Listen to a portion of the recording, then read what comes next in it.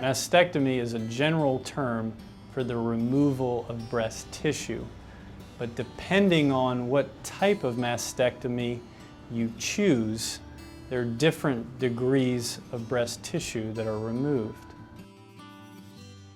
So a segmental mastectomy or a lumpectomy involves removing the cancer and a healthy rim of tissue around the cancer, and the patient is then able to preserve the rest of their breast and preserve the rest of the sensation to their breast.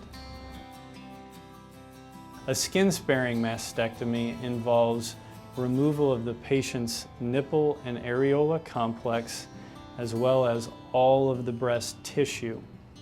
We are able to preserve the skin envelope over the breast, and then the plastic surgeon is able to use this envelope for either a flap or an implant. A simple or a total mastectomy involves removal of the nipple areolar complex, some extra skin around the nipple and areolar complex, as well as all of the breast tissue.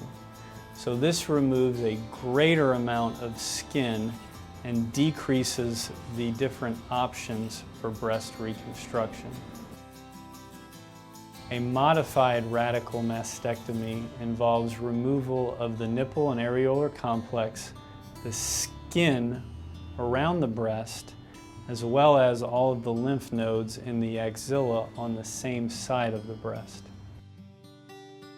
A nipple-sparing mastectomy involves removing the entire breast tissue but preserving the nipple and areolar complex as well as all of the skin overlying the breast.